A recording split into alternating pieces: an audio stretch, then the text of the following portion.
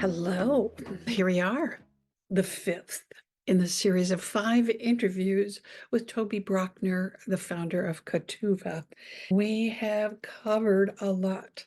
We've talked about the transformative power of having a virtual assistant on your success team and building ladders with them. Today, we're going to dive into a couple of very fascinating specifics on working successfully with a virtual assistant, and that's managing cultural and currency differences. On a previous episode, we talked about managing time differences. So if you haven't listened to the first 4 episodes, make sure you put a pin in that to go back and do, and share it, of course, with all your friends, because there's a lot of stuff that we covered here to make your experience, whether it's a first time or a retry, much more successful. I also want to just take a moment to reflect on the overall impact that the series has had for me and for others in my audience, just reflecting on how much freedom and fun and financial certainty and fulfillment can come from a successfully organized relationship and building your virtual team with a company like Katuva, who's got a system, got a process, has hired, retained the right people, and facilitates a lot of the day-to-day stuff that you don't have to do. They can do that. Stay tuned. As I like to say, buckle up. We're going on an exciting ride, and I look forward to talking to you at the end of this episode. See you soon. And we're learning more, and by example from you, how to even expand that. Because why wouldn't I, as an entrepreneur, as a business owner, and as a woman with a whole lot of epic living left to do, why wouldn't I want to create more time for myself to do things that are fun and new and exciting and expansive? And the only way I can do that is by having a success team. And I love this opportunity to have diverse skill sets come and diverse perspectives, which is a segue into one of the other questions that I was going to ask you, and that is, so what are some of the things that you've learned along the journey in building Katuva about managing? We've talked about managing time zone differences, but what about cultural differences and currency differences and payments? Yeah, like many countries in the world, the US dollar still carries a bit of cachet. I pay all of our VAs in US dollars. We use PayPal. We're looking at moving over to a platform called Wise. I'm looking at the fees and the differences and what those are costing us. Because as we get, and this is another thing, I'm trying to think in the future. We are the size we are right now, and the fees hurt, but they don't cripple. When we get bigger, 2, 3, 4, 5 years from now, the fees that we're paying on transferring money are going to be substantial. Purchasing a home, substantial. And so I'm trying to head that off and figure out how do we minimize the amount of fees that we're paying. I actually had one of my VAs, Mylene, had her do the initial preliminary research on different payment platforms to see what those fees are going to be, and we can make a decision on that later. But US dollars, we generally pay there. In the Philippines, it's the Filipino peso. You can pay them that way in pesos as well. The exchange rate that they get through PayPal or something is generally worse than what they get at their bank. So we send them dollars and they convert them to pesos there. A lot of people talk about the amount you're paying them. It works out, even though we don't charge per hour, it works out to be about $8 an hour. And we generally pay our VAs a little bit more than market average as a general rule, comparing to other VA agencies and other people that are paying rates. We pay a little bit more, but a lot of people are like, how's that even a living wage? And the difference in living wage in the US versus the Philippines is drastic. The amount of money they make here with Katuva is equivalent to making $65,000 a year in the Philippines. And so the lifestyle is much better. Jelly messaged me the other day. I said, have a good weekend. Do you have any big plans? And she's, oh, I'm getting a massage. And I said, how much does a massage cost in the Philippines? Just out of curiosity. And she said, 500 pesos. Doesn't mean anything to me. So I converted it on Google. It was $8.56 for an hour massage. The difference in pricing and everything over there is just so much different. And so they're getting a very good, solid living wage. That was one of the more surprising cultural things.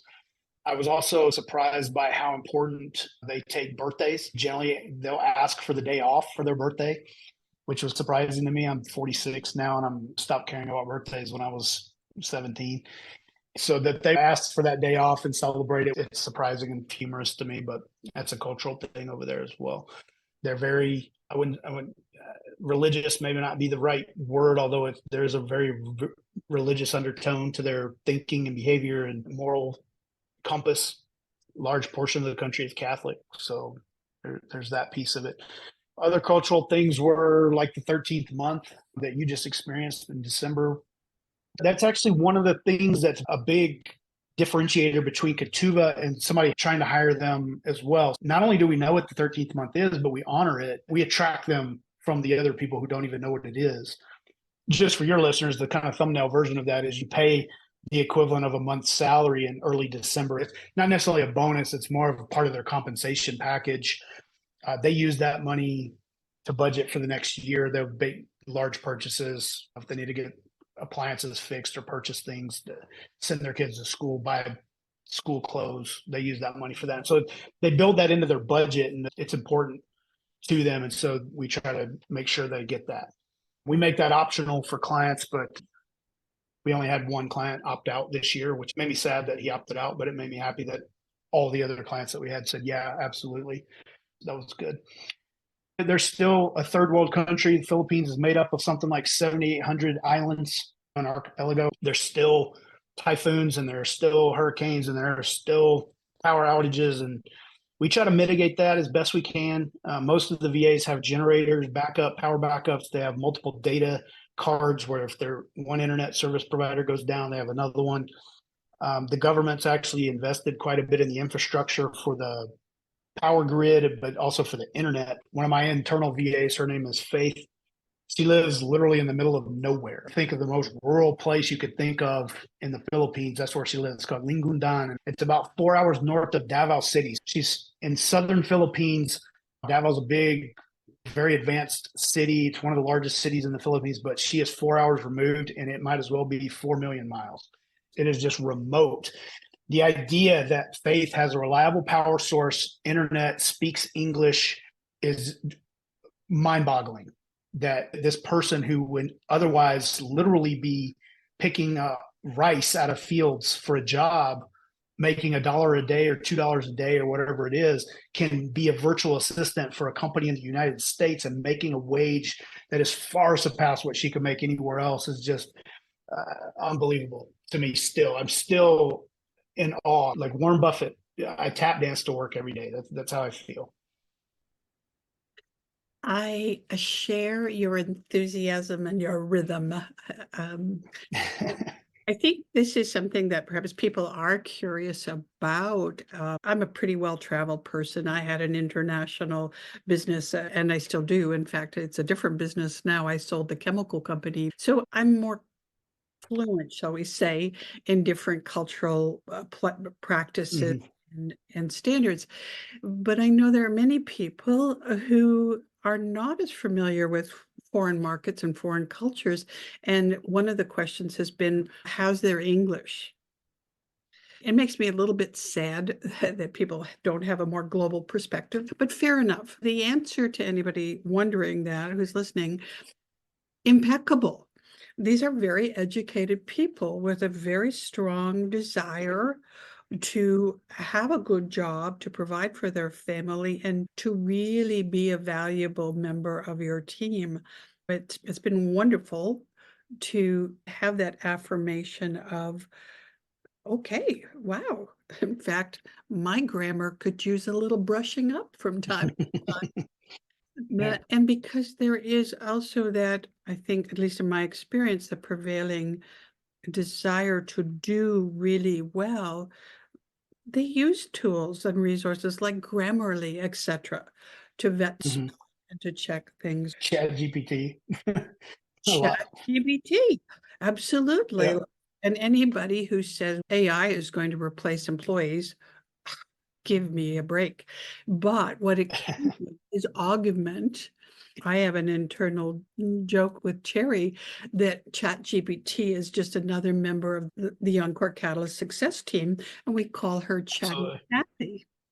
Yeah. Chatty Cathy helps to support us to get us started with some ideas, but then we make it our own and really give our voice to it. The other thing, and I'm glad that you mentioned, because faith is a big part of it. Celebrating family is a tremendous part of the culture. And I like being able to make that happen as the employer, that I can recognize anniversaries and birthdays. And in fact, my VA was evacuated about 2 weeks ago during some heavy rain in her area. So we just flexed our work schedule, and that was fine too. What was more important to me was that she was safe and that she had a home to go back to. All right. I feel that there is a lot more that we can talk about and expand other people's perceptions of working with a VA and open up the creative thinking around what could a VA do to help me have more time, more freedom, and create more financial certainty in my business. I'm really thrilled, Toby, that you've given us so much time. And there's probably going to have to be a future series of interviews once we get some feedback. Uh, but for today, I have one more set of questions that I would like to ask you. And this is particularly about people who have established businesses, as many of my clients do, and have the conventional idea of staff or employees and utilize contractors on a more local basis. Yeah. What are the ways that they potentially might also take advantage of a VA supporting them? Yeah. There's really two things that we ask clients to look at when they're deciding on whether or not they need to hire a new VA. One are the things that you're already doing that you shouldn't probably be doing. You probably shouldn't be doing it yourself. You should be outsourcing that. Editing this podcast would fall under that category. You shouldn't be editing this podcast. That should be something that you outsource. You may have somebody internally, locally, that can do that. Most likely, if you do have someone internally, they are already full. Their bandwidth is stretched thin. A lot of times, I used to fear when we were going into a business and they had a staff already, are we going to upset these people? Are they going to feel threatened? Or they welcome us. They're like, oh my gosh, thank you so much. I have all this other crap I'm doing. I don't need to do. I don't want to do. I don't have time to do. We just placed two VAs in an engineering company analyzing data for some process that they don't even know what it is. These VAs did, though. This particular client, her boss is actually our client. He's the business owner, but she initiated the whole thing because she was like, they want me to do this. There's no way I have time. I need help. And so we hired her two VAs and she loves us. So that's number one, things you're already doing that you probably shouldn't be doing and you can't necessarily offload to a current staff member, so you could offload that to a VA.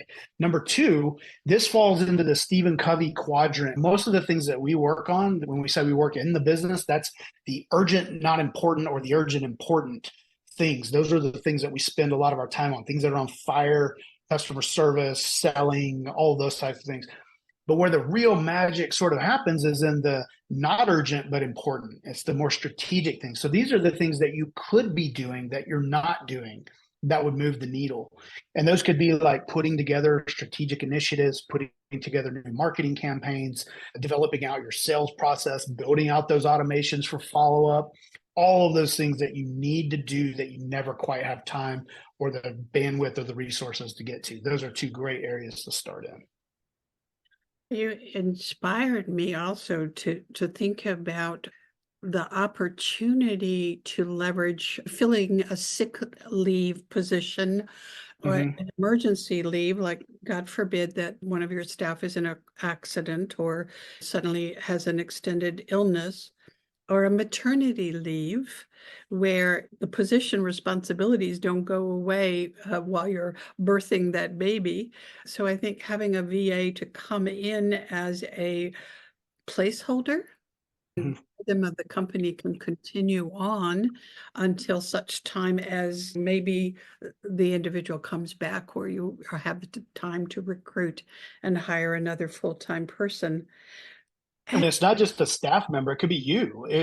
Something could happen to you, or you fall ill, or you have something happen. We have a client who had someone in her family very close to her pass away, and it was a very hard time, very dark period in her life. And she came back to me later when it settled down and was like, my VA saved my life. She saved my business. Like, I would have gone out of business had my VA not been there to pick up the slack, because I was just not in a place where I could even think straight, much less do the things that I needed to be done.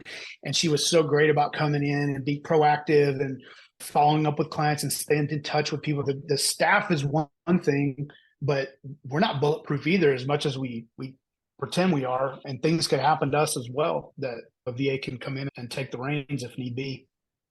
Thank you for reminding, because in fact, that's one of my specialties. I work with my clients to help them take themselves out of being the primary asset in the company and fire themselves from Yeah. the hands-on daily management so they can promote themselves upstairs to be the chief investor. So you're Yeah. right. We shouldn't be indispensable. We should be looking for every opportunity to have somebody else become us and fulfilling all of that and executing our vision for how the company will be. I also was thinking, as in my case, there's the one time, the specialty tasks, as in my case, where I need a position from a platform not to be named. My website and my programs, my online resources were with a company that I just wasn't gelling with, but I continued my subscription with them for years. And it was really, truly more of a hate than a love relationship. One of the Mhm. very first tasks that Sherry did when you introduced her to me and she joined my team was to take all of that very valuable information, my assets, and move them over to Go High Level so that there was no interruption in my business. My clients didn't Yeah. know. She did that all behind the scenes. And one night we turned the switch and we were there. So that is something else that I thank you. And I know other clients thank you for, because you have an agency for high level. You provide that opportunity for us, and bonus, you train our VAs on Mhm. how to be fluent in that area. So yay. Again, the ideas keep coming to me, so there's definitely an opportunity for the future. I am so happy to be a client of Katuva, and I haven't mentioned it yet, but of course, we're going to reward our listeners, our audience, not only with the richness of what we shared today, the wisdom that we're sharing, but I know that you've got some free resources that they can access, and that information will be provided in each of the episodes, show notes, both on podcast and on YouTube. Additionally, because I am a raving fan of Katuva, I'm going to be offering an affiliate link because I do believe in the company and I'd like to share that with as many other people as I can. We're just as thrilled to have you as a client as you are to be a client. There's nothing that makes me happier than helping entrepreneurs free up their time and live life more intentionally. So thank you. Cheers to you. Talk to you soon, Toby. How was that? I don't know about you, but I found it so thought-provoking and inspiring and empowering, because now we know what to look for in establishing a successful virtual assistant relationship and building out our team so that we can do more of the things that we do best and more of the things that give us a happy, fulfilled life and business. We talked about the transformation that is possible when you embrace the idea of having a remote team and set them up for success as well, and really change some of the way you think, break out of some old patterns and paradigms about working hours and the things only you can do. So I'm so very grateful to our guest, Tobe Brockner of Katuva, for sharing his very personal experience, his journey to this successful business now, providing virtual assistants for clients from all around the world, and how he's offered to share so many resources with us, from his book recommendations to great quotes, personal anecdotes, and stories that, that I think as entrepreneurs, we all can relate to and are inspiring. Additionally, he's providing that great PDF, that thought starter about the 300 plus or more things a virtual assistant could do for you, some that you may not even have thought of for sure. I hadn't. Also, because I love lifting and climbing, I'm sharing an affiliate link for a very special rate to explore, investigate working with Katuva. And after you have a conversation with Tobe, you will know if that's what's right for you at this time. So cheers to you, to building your success teams, creating more freedom in your life to do what you want to, getting rid of the albatrosses as Tobe did. Let us know what else, what other questions came up for you about working with VAs, because we'll be here to answer those for you. Reach out to me, hello@theencorecatalyst.com, or comment in the episodes on YouTube or on your podcast channel, or reach out to Tobe at Katuva. Be sure to follow him and his social media, because they've got some great inspiring content that'll make your day better. All right. See you soon.